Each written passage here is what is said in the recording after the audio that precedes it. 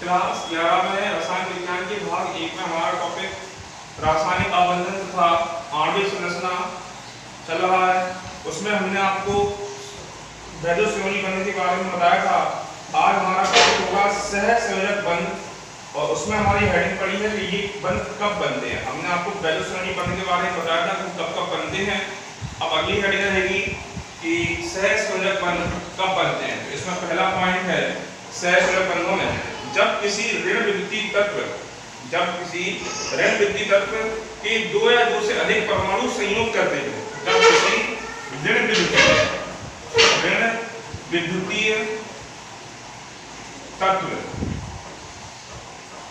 के दो या दो से अधिक परमाणु संयोग करते हैं तो कौन सा बंध बनता है? सहसंयोजक बंध बनता है।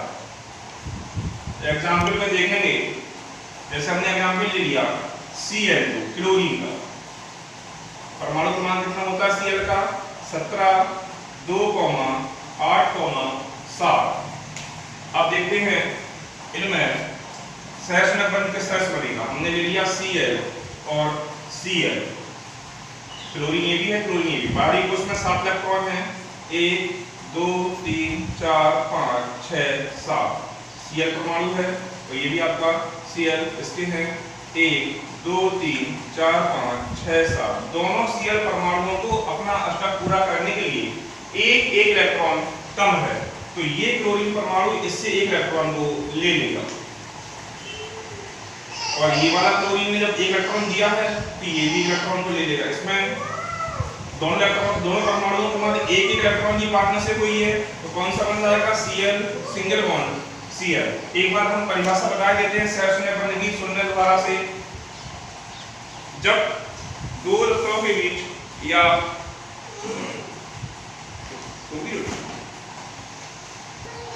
परिभाषा देख लीजिए सहसंयोजक बंधों की क्या होती है। परमाणुओं के मध्य इलेक्ट्रॉनों की साझेदारी से जो बंध बनते हैं। इलेक्ट्रॉनों के मध्य साझेदारी, हमने आपको साझेदारी का मतलब बताया था। इसमें क्या होगा? बराबर की इलेक्ट्रॉनों की शेयरिंग होती है। इसमें कोई परमाणु जितने इलेक्ट्रॉन्स को देता है उतने ही इलेक्ट्रॉनों को वह वापस भी लेता है। जैसे यहाँ पर एग्जांपल Cl का है, Cl परमाणु से दूसरे Cl परमाणु को इलेक्ट्रॉन दिलवाया तो दूसरे Cl परमाणु ने अपना एक इलेक्ट्रॉन वापस भी किया है। तो दोनों परमाणुओं को हम देखें एक इलेक्ट्रॉनों की पार्टनरशिप हुई है तो यहाँ कौन सा बन जाएगा? सिंगल बॉन्ड आएगा। ये कब बनते हैं? जब ऋण विद्युतीय तत्व के दो या दो से अधिक परमाणु संयोग करते हैं तो सहसंयोजक बंध बनता है। इसके बाद दूसरा पॉइंट है जब दो ऋण विद्युतीय तत्व, अभी क्या था कि जब किसी तत्व के दो ऋण विद्युतीय ऋण विद्युतीय तत्व के दो परमाणु, पहले वाले पॉइंट में क्या था? जब किसी ऋण विद्युतीय तत्व के दो परमाणु। अब क्या है? जब दो ऋण विद्युतीय तत्व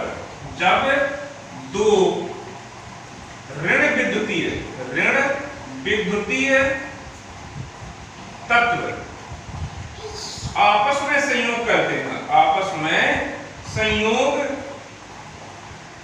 करते हैं। पहले वाले में क्या था कि आपके तत्व समान थे, एक ही तत्व के दो ऋण विद्युतीय परमाणु थे। अब दो ऋण विद्युतीय तत्व है, मतलब दोनों तत्व कैसे होंगे? अलग अलग रहेंगे। जैसे हमने एग्जांपल ले लिया अमोनिया NH3 का, स्ट्रक्चर कैसा होगा? NH और H।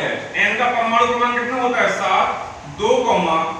बाहरी कोश में 5 इलेक्ट्रॉन है तो 1, 2, 3, 4, 5। हाइड्रोजन का 1 और 1। हाइड्रोजन को स्ट्रक्चर पूरा करने इलेक्ट्रॉन कमी है, ये ले लिया। इस हाइड्रोजन ने भी इलेक्ट्रॉन ले लिया और इसने भी इलेक्ट्रॉन ले लिया। नाइट्रोजन ने टोटल 3 इलेक्ट्रॉनों को बांटा है तो ये तीनों इलेक्ट्रॉन क्या करेगा? ग्रहण करेगा अपना।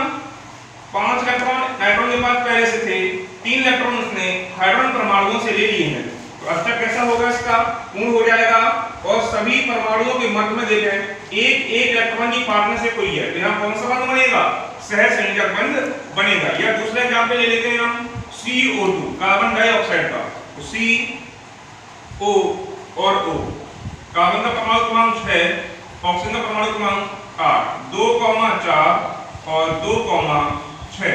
कार्बन के बाहरी कोश में 4 इलेक्ट्रॉन, 1 2 3 4। ऑक्सीजन की बाहरी कोश में 6 इलेक्ट्रॉन, 1 2 3 4 5 6, 1 2 3 4 5 6। ऑक्सीजन ने 2 इलेक्ट्रॉन कार्बन परमाणु से ले लिए, इसने भी। तो देखें ऑक्सीजन ने कार्बन परमाणुओं से 2 इलेक्ट्रॉन लेकर अपना स्ट्रक्चर पूरा कर लिया है। अब कार्बन ने कितने इलेक्ट्रॉन दिए? 2 इस ऑक्सीजन को और 2 इस ऑक्सीजन को। अब कार्बन दोनों ऑक्सीजन परमाणुओं से 2 इलेक्ट्रॉनों को वापस लेगा।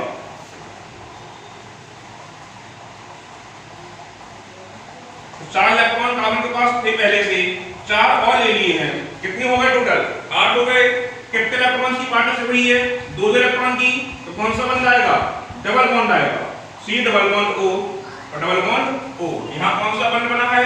सहसंयोजक बंध बन गया है। जब 2 ऋण भित्ति तत्व आपस में संयोग करते हैं तो उनके मध्य कौन सा बंध बनता है? सहसंयोजक बंध बनता है। इसके बाद तीसरा पॉइंट, अगला पॉइंट है जब 2 तत्वों की विद्युत ऋणात्मकताओं का अंतर।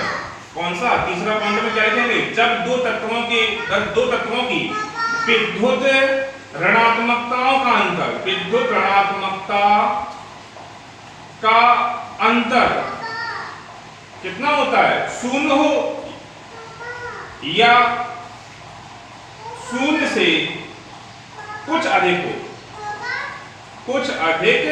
हो, अर्थात जो अंतर वो बहुत नगण्य होता है, बहुत कम होता है। 2 परमाणुओं के मध्य उनकी विद्युत ऋणात्मकता का अंतर 0 हो या 0 से कुछ अधिक हो, तो उनके मध्य कौन सा बंध बनेगा? सहसंयोजक बंध बनता है। तो उनके मध्य सहसंयोजक बंध बनता है। विद्युत ऋणात्मकताओं का अंतर कितना हो? 0 हो या 0 से कुछ अधिक हो, तो उनके मध्य सहसंयोजक बंध बनता है।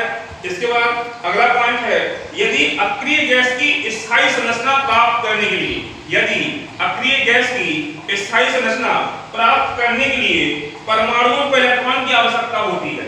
कौन सी? यदि कोई तत्व है उसको अपनी संरचना है वो कैसी करनी है? अक्रिय गैस के समान, अक्रिय गैस के समान करनी है। संरचना कैसी करनी है? अक्रिय गैस के समान। तो उसके लिए उसको इलेक्ट्रॉन की क्या होगी? आवश्यकता होगी।